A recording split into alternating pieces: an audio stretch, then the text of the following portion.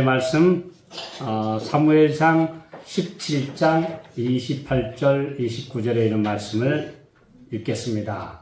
자, 우리 함께 읽겠습니다. 시작. 장형 엘리압이 다윗의 사람들에게 하는 말을 들은지라. 그가 다윗에게 노를 바라여 가로되 네가 어찌하여 이리로 내려왔느냐? 들에 있는 몇 양을 네게 맡겼느냐? 나는 내 교만과 내 마음의 완악함을 아노니 내가 전쟁을 구경하러 왔도다. 다윗이 가로되 내가 무엇을 하였나이까? 어찌 이유가 없으리이까? 하고. 자, 오늘 우리 좀 특별한 제목으로 함께 말씀을 생각해 보겠는데요. 오늘의 제목은 골리앗과의 대결을 앞두고 시비 거는 엘리압과는 싸우지 말라. 이런 제목입니다. 엘리압은 누구냐? 다윗의 맏형, 큰형입니다. 다윗이 몇째 아들인지 아세요? 네? 다윗이 몇째 아들이라고 나와 있습니까? 성경에 보면 8째 아들입니다. 예, 2세의 8째 아들이고 또 그 위에 다윗의 누이라고 이름이 나온 사람들이 또 2사람이 또 있어요. 예, 그래서 적어도 10남매 중에 거의 막내라고 불리는 사람이 다윗입니다. 근데 다윗한테 10남매 중에서 제일 맏형쯤 되면 어때요? 뭐 아버지 뻘 가깝고 또 어리고 또 그 다음에 좀 아직까지 뭔가 좀 미숙해 보이고 뭐 그렇게 보일 만한 그런 사이입니다. 예, 그런 사이인데 여기 보면 우리가 다윗의 이야기 읽으면서 뭘 느끼냐 하면 다윗이 등장할 때 잘못하면 형한테 아마 야단 맞고 그만 눈물 흘리다가 그대로 무너질 수도 있었다고 하는 것을 한번 생각해 볼 수도 있습니다. 또 이 엘리압이 그 큰 형이 자그마치 자기보다 거의 아들뻘이나 되는 그 다윗한테 그 시비 거는 아주 좀 쪼잔하고 뭔가 좀 인격이 덜 갖춰진 그런 모습을 또 여기서 우리가 또 볼 수도 있습니다. 이런 유형들을 보면서 하나님의 백성들이 이럴 때 어떻게 해야 되는지 여기 우리가 말씀을 통해서 한번 생각해 보겠습니다. 자, 다윗의 이야기가 처음 등장하는 성경의 장은 사무엘상 16장입니다. 사무엘 16장에 보면 1절에 보면 왜 네가 사울을 위해서 그렇게 슬퍼하느냐? 내가 한 왕을 예선했으니까 저 베들레헴에 가서 이새라고 하는 사람의 집을 찾아가라. 내가 그 아들들 중에서 한 왕을 미리 뽑아놨다. 이렇게 하나님께서 말씀했어요. 그러니까 이제 사무엘이 기름불을 몸에다가 잘 간직을 하고 이제 찾아가요. 베들레헴 성. 베들레헴이 어딥니까? 바로 유명한 그 예수님이 태어나실 곳으로 예언된 그 베들레헴 거기를 찾아가요. 자, 그랬더니 그냥 여기 다윗의 이새의 아들들 좀 나오라고 같이 잔치에 초대를 해서 식사를 하는데 세 아들이 딱 앞에 나오는데 사무엘이 야 훌륭한 왕감이네. 그래가지고 세 아들을 아주 씩씩하고 얼굴도 잘생기고 키도 크고 잘생긴 세 아들을 보고 야 역시 하나님께서 좋은 아들을 왕감을 뽑아 놓으셨구나. 그랬더니 갑자기 사무엘의 귀 속에 대고 하나님께서 말씀하세요. 그 용모와 신장을 보지 말라. 나의 보는 것은 사람의 보는 것 같지 아니하니 사람은 외모를 보거니와 나 여호와는 중심을 보느니라. 오늘 와서 셋다 이렇게 정하는데 하나님이 택하신 사람이 아닌데, 그랬더니 넷째, 다섯째, 여섯째, 일곱째까지 다 지나갔는데도 하나님이 대답을 안 하세요. 누가 또 있느냐 그랬더니 여덟째가 있는데 지금 저 양치가 가 있습니다. 빨리 데려오라고. 이 말째가 오기 전까지는 우리가 여기서 같이 식사도 안 할 거라고. 그래서 앉아서 기다려서 결국 사람을 보내서 양치기 하고 있는 막내 아들 다윗을 불러오는 장면, 우리가 잘 아시죠? 네. 그런데 우리가 이제 여기서 재미있는 사실을 발견하는데요. 우리는 보통 생각하기를 사무엘이 야 됐다. 그리고 나서 하나님께서 택하신 자다 하고 그 가족들 보는 앞에서 머리에다 기름을 부었을 것이라고 생각하는데 아닙니다. 그렇지 않습니다. 이제 하나님께서 오늘 특별히 택한 이제 이 다윗을 내가 하나님께서 부르셨다라고 말은 하고, 그 다음에 그날 식사도 다 한 다음에 이제 다윗을 조용한 곳으로 데리고 가서 1대1로 기름 부었어요. 다른 사람 모릅니다. 부모도 모르고 형들도 모르고 다윗이 기름 부음 받은 사실은 사무엘과 다윗만 아는 비밀입니다. 왜 그렇게 하셨을까요? 자, 우리 한번 좀 더 볼까요? 자, 사무엘상 16장 12절 13절에 보면 여호와께서 가라사대 이가 그니 일어나 기름을 부으라. 사무엘이 기름불을 취하여 그 형제 중에서 그에게 부었더니 이날 이후로 다윗이 여호와의 신에게 크게 감동되니라. 우리가 성경만 가지고는 형제들 중에서 다윗을 뽑아가지고 여러 형제들 앞에서 기름 부은 것처럼 여기 묘사되어 있습니다. 그러나 그렇지 않습니다. 그래서 우리가 참 좋은 그 주석을 가지고 있는 데 대해서 우리가 참 감사한데요. 우리 부조와 선지자에 보면 이런 말씀이 있습니다.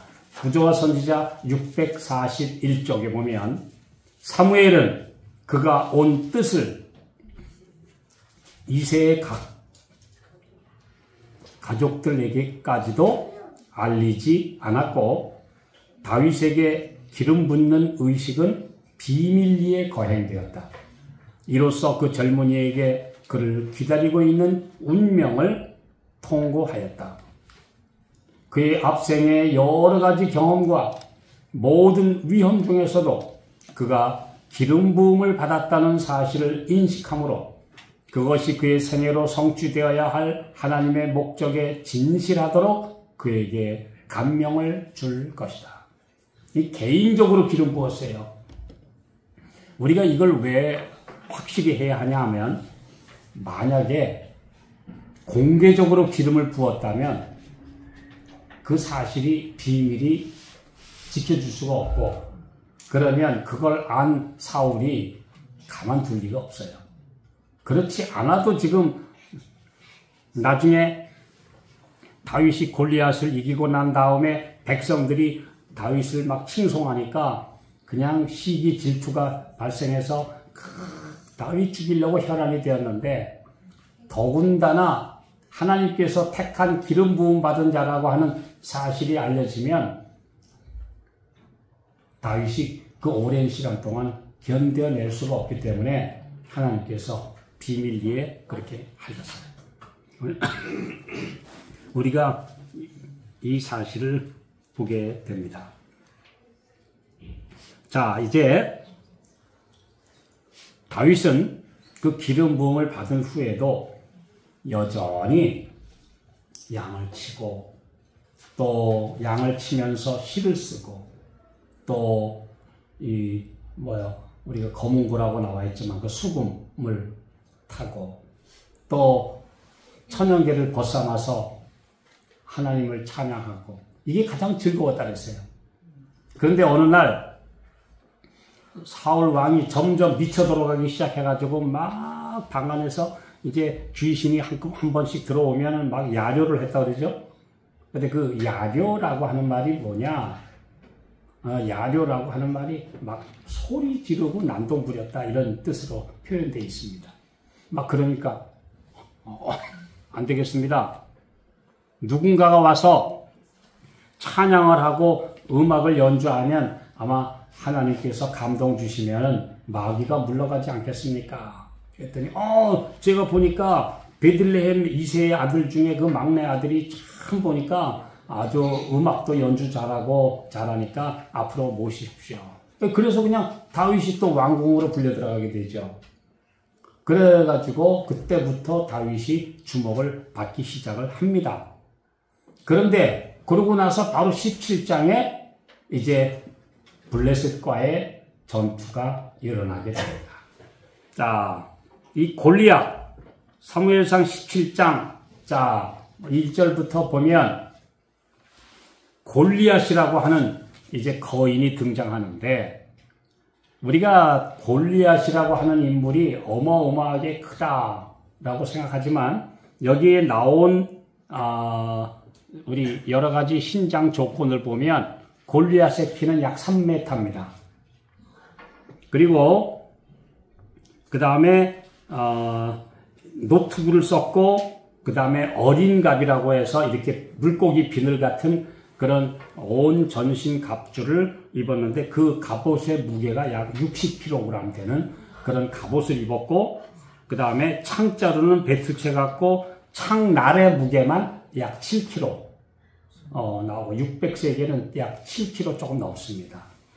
그 다음에요 방패 든 자가 또 앞에서 막고 있고 이런 용사가 하나 딱 서가지고 40일 동안 매일 아침 저녁에 나와서 야 너희들 중에 용사 있으면 1대1로 내보내 나하고 1대1로 붙자 우리 대표로 싸워가지고 무조건 이기는 자가 승전한 걸로 하고 너희들 지면 종이 되는 거야 이게 소리 지릅니다.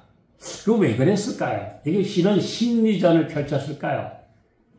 바로 얼마 전에 사울 왕이 그래도 진실할 때에 그의 아들 소년 요나단과 함께 이제 그 믹마스라고 하는 곳에서 하나님께서 함께 하시는 승리의 경험이 있었어요. 그 블레셋이 하나님 때문에 패배했다고 하는 그 패배감이 있기 때문에 함부로 대들지 못하고 이스라엘 백성들의 마음을 뒤흔들어 가지고 낙심시킨 다음에 이기려고 이 심리전을 펴고 있는 겁니다. 그러니까 하나님의 백성들을 마귀도 섣불리 공격을 안 해요. 왜냐하면 하나님께서 함께 하시면 지네들이 아무리 우세한 전력을 가지고도 안 된다는 거 알고 있으니까 우선 하나님의 백성들 안에서 자중질환 일으키고 낙심시키고 그래가지고 완전히 맥 빠지게 만든 다음에 공격하려고 그런 고도의 심리전을 펴는 것입니다. 그런데 아침 저녁으로 이 3m 되는 거인이 나와가지고 이제 소리 질러요. 근데 우리가 이제 이 사람들이 믿음이 얼마나 약해졌는지를 알아야 되는데 그들이 애굽에서 나왔을 때 약 500년 전 출애굽 당시에 이제 바산왕 옥이라고 하는 거인하고 전투를 벌였을 때 그 바산왕 옥과 또 그 거인들 아낙 자손들은 이 골리앗보다 훨씬 컸습니다. 그걸 아셔야 돼요. 옛날 이스라엘 백성들이 모세를 따라서 출애굽하고 가나안에 갔을 때 만났던 그 아낙 자손들 그 중에 대표적인 예가 바산왕 옥. 바산왕 옥이라고 하는 사람은 거기 나중에 키가 나와 있는데 전체 키는 몰라도 그가 자는 침대, 철침상의 길이가 9규빗이라고 나와 있습니다. 4m 50cm. 그러니까 그때의 거인족들이 약 4m 정도 됐다. 오늘날 그런 거인 족속들의 뼈가 많이 발굴되고 있습니다. 약 4m 정도 되는. 그래서 몸무게가 무려 1.5톤 이상 되는 그런 거대한 거인들의 그 뼈들이 발굴되고 있는데요. 거기에 비하면 골리앗은 바산왕 옥이나 아낙 자손들보다 약 1m가 작아요. 그런데 이 믿음 없는 이스라엘 백성들은 지금 벌벌 떨면서 그 많은 군사들 중에 믿음으로 싸워서 나가겠다고 하는 용사가 한 명도 없었어요. 예, 우리가 이 사실을 좀 보고 있습니다. 특별히 이제 나이도 듬직하게 들고 아마 적어도 한 3, 40대 된 이제 용사, 그래서 세 큰 아들은 이미 전쟁에 나가서 이제 참전하고 있었어요. 근데 나이 많은 아버지 이새가 막내 아들 다윗을 불러가지고, 야, 내 여기 지금 떡도 만들고 했으니까 또 치즈 덩어리도 있으니까 이거 가지고 형들한테 가서 형들이 무사한지 안부 전해주고 먹을 것 떡도 좀 갖다 주고 그 천부장한테는 특별히 치즈 10덩이 갖다 드리고 잘 있는지 안부 전하고 물증을 가지고 오너라. 그러니까 다윗이 예 하고 이 어린 소년 다윗이 여기서 약 17세 정도 되는 다윗이 이제 형들 싸우고 있는 전쟁터로 가는 겁니다. 엘라 골짜기로 가는 겁니다. 자, 그런데요. 우리는 생각하기를 다윗이 가가지고 골리앗이 나와가지고 큰 소리 치고 하나님 모욕하는 소리 들으니까 의분이 일어나가지고 내가 싸우겠다고 용감하게 대들었다라고만 생각하는데 다윗이 진짜 그랬을까요? 우리가 잘 기억하셔야 돼요. 때로 우리는 인간의 오기로 하나님의 뜻을 덮어버리는 경우가 종종 있습니다. 무모하게 그런 것을 만용이라고 하는데요. 야, 하나님이 모욕받으시는데 가만히 있어? 내가 나가야지. 뭐 이렇게 그냥 나갔다. 네, 우리는 보통 너무 성급하게 내가 하나님의 뜻을 행한다. 그리고 큰 소리 뻥치고 가가지고 막 문제 일으키고 싸우고 막 이런 사람들이 참 많이 있습니다. 근데 그렇지 않습니다. 자, 우리 한번 좀 생각해 볼까요?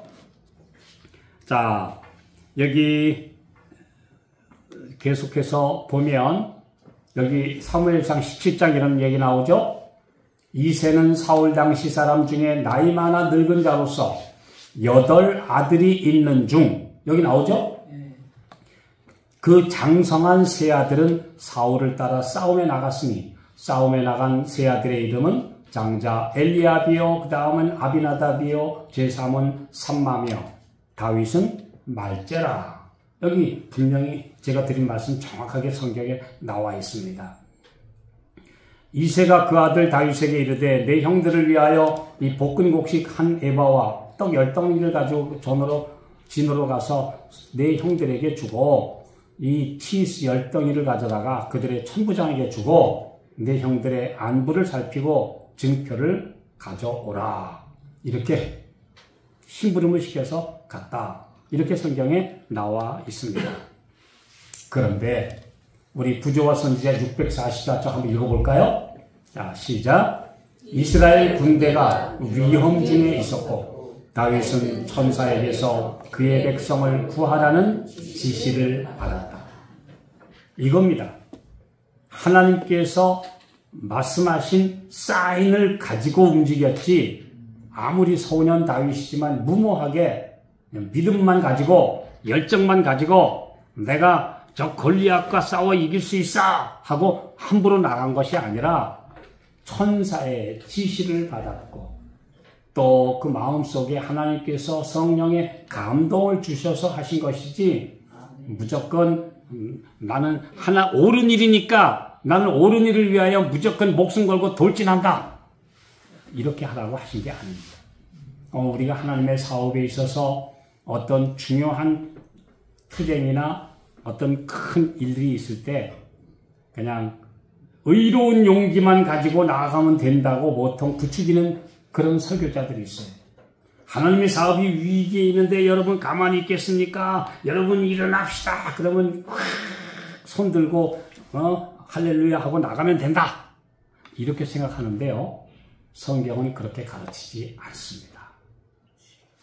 그 일을 위해서는 기도하고 준비하고 하늘의 음성을 듣고 함께 먼저 주님께서 함께 하실 수 있는 진정한 회개와 헌신의 서약을 한 후에 하나님의 말씀의 지시에 따라 움직였다는 사실을 우리 기억하셔야 돼요. 여기 다윗이 그냥 무모하게 나갔다고 하지 않습니다. 자, 그러니까 용기와 만용은 구분돼야 한다고 하는 사실. 여기서 다시 한번 생각해 보게 됩니다. 자, 이제 가서 도착을 해서 이제 자기 심부름 할 거 다 드린 다음에 딱 보는데 골리앗이 와가지고 큰 소리 뻥뻥 치니까 사람들이 겁이 나가지고 도망가고, 야, 진짜 이스라엘 망했어. 저 거인이 이스라엘을 능욕했어. 우리 하나님 능욕했는데 우리는 싸울 힘 없어. 그리고 전부 다 비실거리고 이제 있는 모습들을 보고 다윗이, 야, 그래서 하나님께서 내게 명하셨구나. 이거 알았어요. 그리고 이제 그의 용감하게 그 이야기를 하는데, 그 얘기를 듣더니 누가 먼저 화를 내요? 큰 형이 화를 벌컥 내요. 네. 아니, 조그만 게 건방지게 뭐라고? 네가 뭔데 말이야? 감히 저 골리앗 저걸 놔두냐고 다른 말 하냐? 이러면서 이제 시비 거는 겁니다. 오늘 우리가 하나님의 사업을 하려고 들면 꼭 먼저 적군하고 싸우기 전에 한 팀에서 나를 말리는 사람이 먼저 나와요. 그것도 제일 가까운 사람들. 어떤 사람들은 아내나 남편이 그를 제일 붙잡는 사람이 될 수도 있고, 또는 한 성도 중에서, 또는 어른 중에서, 또 내 한 팀 중에서 넌 좀 가만히 있어 하고 말리는 사람들이 종종 나온다고 하는 사실을 여기서 우리가 확실하게 알 수가 있습니다. 자, 엘리압처럼 시비 거는 사람들이 주로 몇 가지를 가지고 시비 거느냐? 첫째, 너 서열이 어디? 너 저 까맣게 말이야 막내 주제에 네가 뭔데 여기 나서냐 이게. 두 번째, 너 나이 지금 몇 살이야? 머리에 피도 안 마른 녀석이 감히 어른들 싸움에 말이야 건방지게 이러면서 이제 나이 가지고 또 누르려고 그래요. 네, 제가 옛날에 처음으로 이제 장로 안수는 받았지만 우리 전도단 활동하면서 전도의 강사를 하라고 그래서 제가 순종하는 마음으로 준비를 하고 나갔더니 그 당시에 이분들이 생각해 보니까 좀 새파란 장로가 감히 우리 100명이나 모이는 우리 전도팀의 그룹에 강사를 하다니. 그래가지고 어떤 분이 시비를 걸어요. 또 그 강사해봤냐고. 아닙니다. 하라 그러셔서 저 준비했습니다. 그랬더니 허허 이거 큰 전도회 때 이렇게 이렇게 새파란 사람을 갖다가 강사로 내보내고 이거 되겠냐. 옆에서 야단하는데 기가 꺾이더라고요. 근데 이제 엘리압이 그렇게 하는 거예요. 엘리압이 지금 그런 거예요. 너 뭔데 말이야? 네가 뭔데? 너 나이 봐. 너 나이가 지금 17살 소년이 감히 어른들 싸움에 네가 끼어들어? 그래가지고 이제 나이로 그냥 눌러버리고. 그 다음에 또 세 번째로는 직분. 아니 지금 연합회장, 합회장, 훌륭한 목사님들, 장로님들 다 있는데 아니 집사가 감히 나서? 감히 또 청년이 네가 뭔데? 이제 이런 식으로 직분 가지고 또 누르는 사람이 있어요. 직분 가지고. 그 다음에 또 경력. 너 경력이 얼마나 됐냐? 이제 이렇게 이 네 가지를 가지고 하나님의 사업하려고 열심히 하는 사람, 용기를 꺾으려고 하고 그 다음에 의욕을 눌러버리려고 하는 사람들 참 많이 있습니다. 바로 엘리압 같은 사람들. 오늘 우리 절대로 하나님께서 어린아이, 애기 사무엘도 부르셨는데 하나님 목소리인지 엘리 할아버지 목소리인지 분간도 못하는 그 어린 사무엘도 부르셨는데 아니 얼마든지 우리 어린이도 부르실 수 있고 청년도 부르실 수 있고 하나님이 쓰시는데 조금 젊은 사람이나 조금 좀 경력이 얕은 사람이 한다고 해서 옆에서 시비 건다든지 그 사람을 우습게 본다든지 하는 그런 태도로 오늘 하나님의 사업을 대하면 안 됩니다. 여기 분명히 하나님께서 말씀해 주셨어요. 여기 그렇게 가면 안 됩니다. 자, 이 말도 안 되는 그런 비난을 할 때에 다윗이 어떻게 했느냐? 다윗 할 말 많죠. 아니 형님, 여기 사람들 그렇게 많은데 그러면 형님부터 저 골리앗하고 나와 싸워서 믿음으로 이겨야지. 맨날 저렇게 모욕만 당하고 하나님 욕하는데도 꼼짝 못하고 이게 뭡니까 이거? 오죽하면 내가 나서겠어요. 그 형님 좀 가만히 계시오. 이제 이렇게 시비하는데 싸우지 않았다는 것이죠. 그냥 다윗은 거기다 그래요. 예, 제가 뭐 특별한 거 있나요? 예, 알았습니다. 그리고 시비 걸지 않았다 그랬어요. 예, 다윗은 그냥 그런 시비 거는 엘리압하고는 싸우지 않았다. 나중에 보니까 엘리압은 어디 간지 없어졌어요. 그래서 우리가 하나님의 백성들에게 있어서 제일 중요한 건요, 정말 하나님의 사업하는데 옆에서 괜히 트집 잡고 시비 걸고 하는 사람들이 없어야 되고, 또 그럴 때에 그 사람들하고 싸우느라고 에너지 다 소진하지 말고 가급적이면 그냥 비켜라, 피해가라, 이렇게 말씀해 주고 있어요. 근데 여기 엘리압은 진짜 해서는 안 될 소리예요. 자기 그 아들 같은 막내 동생한테 뭐라 그래요? 나는 네 교만과 내 마음의 완악함을 아노니. 아니, 다윗이 교만했어요? 다윗이 마음이 완악했어요? 근데 이 형이 진짜 막 뒤집어 씌우는 거예요. 이거 참 제가 봐서는 해서는 안 될 소리들을 하는 사람들이 있다고 하는 거. 이게 터무니없는 모함입니다. 네. 그랬더니 네가 말이야 건방지게 전쟁도 구경하러 와가지고 큰 소리 치는 거지. 전쟁이 무슨 애들 장난인 줄 알아? 야, 너 나가 놀아. 이제 이렇게 외치는 거예요. 그래서 하나님의 사업을 하려고 할 때 옆에서 엘리압 같이 그렇게 시비 걸고 괜히 엉뚱한 시비 걸고 또 그 사람의 있지도 않은 것을 막 공격하는 이런 아주 무례하고 비그리스도인적인 생각들을 하는 사람, 말하는 사람들이 종종 있다는 거. 좀 그렇게 되지 않도록 해야 합니다. 오늘 우리 전혀 나보다 어린 사람이, 나보다 학력이나 실력이 좀 얕아 보이는 사람들이 하나님의 사업해도 우리 함께 협력할 줄 아는 주님의 자녀들 되시기 바랍니다. 절대 뭐든지 다 내가 나서야 된다고 하는 그런 생각들, 이건 절대로 하나님의 자녀들이 해서는 안 됩니다. 그냥 우리가 하면 돼요. 하나님께서 누구를 쓰시든지, 여기 목사님, 장로님 다 많아도 어느 젊은 청년이나 집사님 혹은 내가 볼 때 어떤 여성이 하나님의 사업을 위해서 특별히 나서면 함께 기도하고 밀어줄 수 있는 그런 너그러운 하나님의 자녀들이 되셔야 합니다. 여기 우리 이 말씀을 보면서 여러 가지를 생각해 보게 됩니다. 자, 여기 왜 골리앗을 싸움을 앞두고 엘리압이 왜 이런 생각을 하게 됐느냐? 여기 나옵니다. 엘리압은 사무엘이 저희 아버지의 집을 은밀하게 방문했다가 말없이 가버린 데 대해 그의 방문의 참된 목적이 무엇이었는가 하는 의심을 갖고 있었다. 그들은 다윗이 그들보다 더 영광을 받는 것을 볼 때 질투심이 일어났고 다윗을 단지 풋내기 목자로밖에 보지 않았으며 다윗이 말한 질문을 듣고 엘리압은 블레셋 사람의 거인을 침묵시키려고 시도하지 못하는 자신의 비겁함에 대한 비난처럼 생각하였다.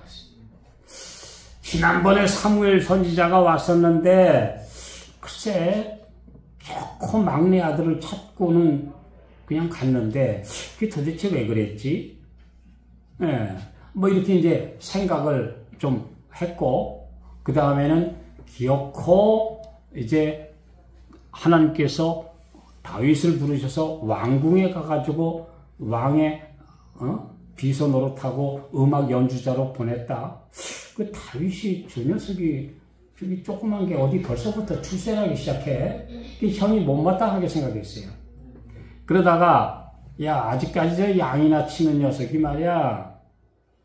그런데 이 녀석이 와가지고 하는 말이 저 할례받지 못한 블레셋 사람이 감히 하나님을 모욕하다니 하는 말을 들으니까 자기가 비겁해 보여. 비겁한 게 맞죠. 자기들 포함해서 그 많은 군대가 거기 하나도 용감하게 나서지 못하고 있으니 그 3m 거인 앞에 지금 벌벌벌벌 떨고 있으니 그냥 자신이 비겁해 보이고 그러니까 괜히 다윗한테 투정하고 시비 거는 겁니다. 이 질투심입니다. 오늘 하나님의 사업을 하는데 어떤 여종들이 열심히 일하면 옆에서 그냥 너 잘났냐 하고 시비 거는 거 정말 하나님의 백성들 사이에서 좀 없어야 될 일입니다. 누군가 열심히 하면 그를 위해서 기도해주고 한마음 되는 것. 이것이 하나님의 백성들이 할 일이에요. 그래서 유명한 얘기가 있잖아요. 게를 잡아놓은 통에는 뚜껑이 필요 없다. 그래서 게를 잡아놓고 산 게를 담아놓으면 어느 게가 기어 나가려고 그러면 밑에서 하고 찢게 잡아가지고 끌어내고 또 다른 게가 이제 뒷구서 모처럼 올라가서 바깥으로 탈출하려고 그러면 또 밑에 있는 녀석이 야 어딜 나가 그리고 또 찢게를 잡아서 끌어내는 거예요.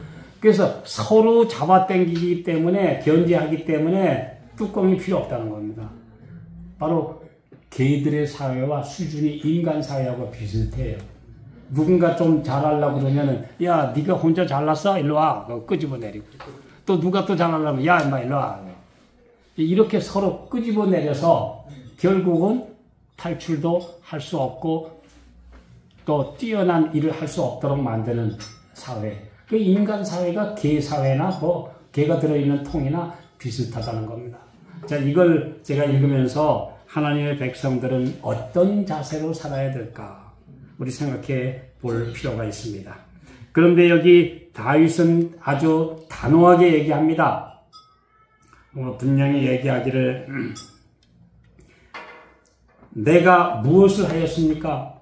어찌 이유가 없이 하겠습니까? 그리고서는 딴 사람하고만 이야기를 하고 아니 사실은 하나님의 군대를 저 할례 없는 이방에 조금 크다고 해서 인간이 감히 모욕할 수 있느냐?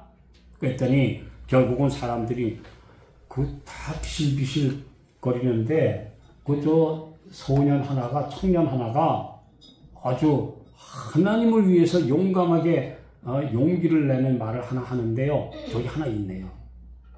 이 많은 젊은이들 중에 다 비겁하게 침묵하는데 하나 있어요. 하고 왕한테 보고를 하니까 데려와. 보니까 다윗이에요. 그래서 다윗이 가서 저 낙담하지 마라 할 거 아닙니다.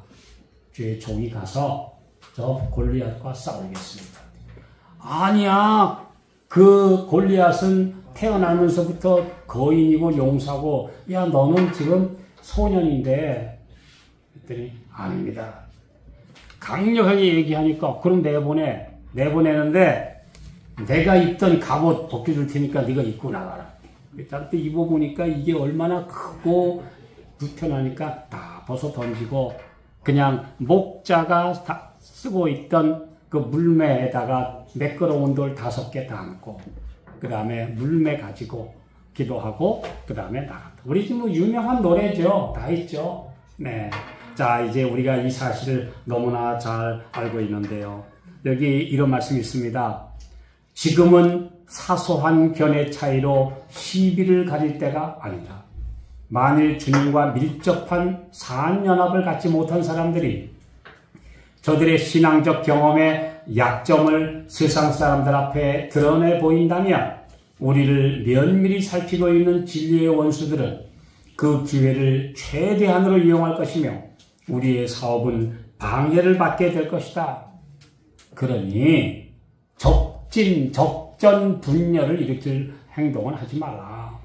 우리 그냥 작은 것 가지고 시비 걸지 말고 하나님의 사업을 하려고 하는데 이런 사소한 것 가지고 다른 사람의 앞에 방해물이 되지 말라. 많은 사람들이 하나님의 사업을 할 때 밀어주는 대신에 앞에서 고임돌이 되는 사람들이 너무 많다. 이런 말씀도 우리가 종종 읽을 수 있습니다. 그러므로 좀 믿음으로 좀 부족하지만 나가려는 사람이 있으면 함께 기도로 연합해서 밀어주는 것이 하나님의 백성들의 할 일입니다. 그리고 엘리압 같이 되지 말라. 하나님의 백성들 사이에 조금 부족한 것이 있어도 덮어주고 가려주고 그리고 용기를 주는 것이 하나님의 백성들이 할 일이지. 야, 네가 뭔데 끝까지 해. 이렇게 시비 걸면 안 됩니다. 특별히 하나님의 사업하는데 목회자 따지고 평신도 따져가지고 평신도 주제 이런 소리 절대 하면 안 돼요. 하나님께서 언제 그런 서열 따라 임하신다는 것 없습니다. 저는 오래전에 우리나라의 요양원이라고 하는 것이 거의 있기도 전에 어느 날 그때 한 30년이 좀 넘었는데요. 저 남쪽에 어떤 40대 여집사 한 분이 자기 집에서 요양원을 하고 있는데 암 환자가 그곳에 가서 고침을 받은 아름다운 이야기가 있습니다. 근데 그 마음에 굉장히 큰 감동을 받았어요. 근데 어느 날 우리 같이 우리 강원도에 계신 장로님 한두 분이 우리 그 얘기 들었는데 한번 좀 가보면 어떻겠습니까? 그래서 아마 제 기억은 1991년도 아니면 2년도인데요. 제 낡은 차에 우리 장로님들 두 분과 가족을 태우고 먼 길을 갔습니다. 경상남도 하동 베델 수양원이라고 하는 거기 가보니까 그냥 조그만 집, 그 당시만 해도 그냥 가정집에다가 옆에 조그만 건물 하나 지어놓고 거기서 요양원을 하고 있는 모습을 봤어요. 그리고 40대 한 젊은 여집사가 아주 쨍쨍한 눈빛으로 바라보면서 지금 곳곳에 환자가 많은데 하나님의 사업을 하시는 분들이 믿음으로 이 환자들을 고칠 수 있고 하나님의 뜻대로 그들을 인도할 수 있는데 왜 수많은 우리 한국의 재림 성도들이 이런 사업 안 하느냐고 훈계를 하는데 잔소리만 잔뜩 먹고 왔습니다. 제가 그때 그 기억이 지금도 생생합니다. 그런데 그 몇 년 후에 우리 한국연합회 총회가 있었는데 어떤 분이 그래요. 그 요양원 하는 사람 의사입니까? 그 의사도 아닌 사람이 감히 환자들 치료한다고 요양원을 합니까? 어떤 목사님이 우리 그런 거 못하게 합시다. 제가 그런 참 어이없는 짓 하는 소리 들어봤어요. 또 어떤 분들 하는 말이에요.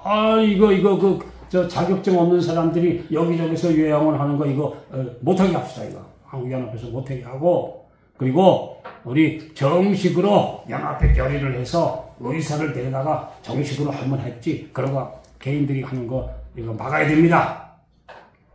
똑똑한 목사들이 일어나서 막 소리를 질러요. 근데 그날 아침에 한 연세 많으신 전직 회장 한 목사님이 말씀하면서 여러분 하나님께서 하나님의 사업하실 때 대총회장, 지회장, 연합회장, 합회장, 목사, 장로, 집사, 청년 순으로 일하신다는 법이 어디 있습니까? 하나님께서 부르시면 어린아기도 부를 수 있고 여집사도 부를 수 있는 거고 하나님의 사업하고 우리가 뉴스타트 건강을 위해서 봉사하는 거 자격증 가진 사람만 봉사하는 법이 어디에 있습니까? 하나님의 사업을 인간이 제한하면 안 됩니다. 하고 용감하게 말씀하시는 그 목사님의 말씀을 들었어요. 모든 시비가 사라졌어요.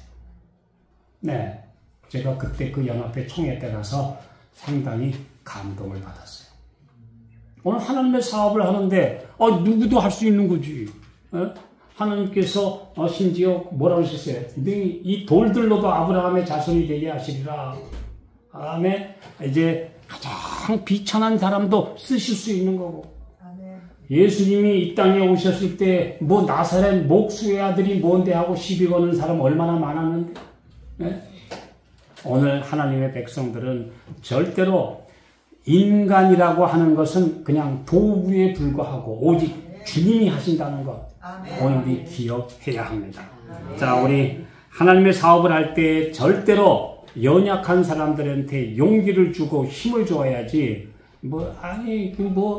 이 사람들 이게 뭐야?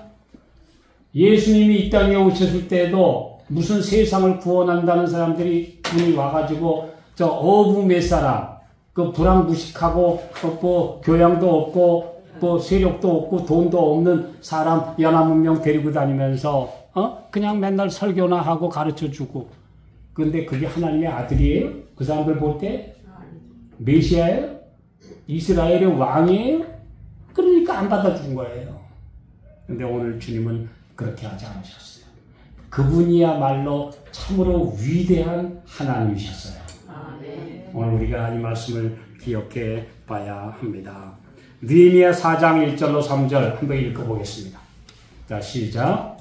산발랏이 우리가 성을 건축한다 함을 듣고 크게 분노하여 유다 사람을 비웃으며 자기 형제들과 사마리아 군대 앞에서 말하여 가로되 이 미약한 유다 사람들의 하는 일이 무엇인가? 스스로 견고케 하려는가? 제사를 드리려는가? 하루에 실력하려는가?